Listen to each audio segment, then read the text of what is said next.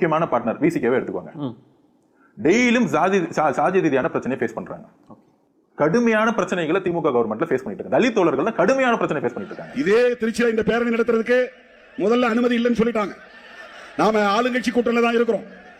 காவல்துறை சொன்னாங்க எங்களுக்கு அனுமதி தர சொல்லி மேலிடத்துல இருந்து எந்த இன்ஸ்ட்ரக்ஷன் வரல, அனுமதி இல்லைன்னாங்க. கொடியேற்ற முடியவில்லை, பொதுக்கூட்டம் நடத்த முடியவில்லை, பேரணி நடத்த முடியவில்லை, மாநாடு நடத்த முடியவில்லை. இப்படியெல்லாம் நெருக்கடிகள் 25 ஆண்டுகளாக நாம கூட்டணியில இருப்போம். கூட்டணி கட்சியாரனே ஒருத்தர் மேல ஏறி அந்த கொடியை மட்டும் கட் பண்ணுவான். அப்ப இவர் முதலமைச்சர் பக்கம் நிக்கிறாரு, கீழே இருக்கிற ஒட்டுமொத்த தலித் மக்களும் எதிராக நிக்கிறாங்க. ஏன் டெய்லி ஃபேஸ் பண்றாரு? சரி, ஒண்ணுமே இல்ல. வடக்காடு பிரச்சனை எவ்வளவு பெரிய பிரச்சனையாச்சு, கோர்ட்டு எவ்வளவு தலையிட்டுச்சுன்னு தெரியும். வேங்கவேல் பிரச்சனை எவ்வளவு பெரிய பிரச்சனையாச்சு, யார் விக்டிமோ அவங்களே அரெஸ்ட் பண்ணாங்க. வடக்காடு பிரச்சனை முடிஞ்சு அம்பேத்கர் சிலையை திறக்கிறாரு. யார் வச்சு திறக்கிறாருன்னா துணை முதலமைச்சர் உதயசூரியன் வச்சு திறக்கிறாரு. மக்களுக்கு புதுக்கோட்டை பக்கத்துல இருந்து எவ்வளவு கால் வந்து எவ்வளவு கோவம் வரும் தெரியுங்களா? எப்பயுமே தலைவர்கள் தலைவர் சுத்திருக்கு 8 பேர் கட்சி கிடையாது சார்.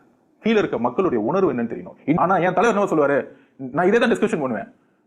எந்த அளவுக்கு நம்ம ஆட்சி வந்த பிறகு ஒட்டுமொத்த தலித் மக்கள் என்ன அதிகாரம் கொடுக்குமோ கொடுங்க. நீங்க 20,000 கோடி கூட பட்ஜெட் அலாட் பண்ணுங்க. காலனி அந்த குடிசைகளே இருக்கக்கூடாது. தாவே கால குடிசைகளே இருக்கக்கூடாது. என்கிட்ட இருக்கிற நீங்க 10% ஓட் பேங்க் எடுக்கும் பொழுது எனக்கு ஒரு அமைச்சரை நீ கொடுக்க கூடாதுங்கிறது, நீங்க திமுக எதிராக நினைக்கிறேங்கிற சிந்தனை எங்க தப்புனா திமுக இருக்கிற சிந்தனை தப்பு. என்னோட சிந்தனை தப்பு கிடையாது.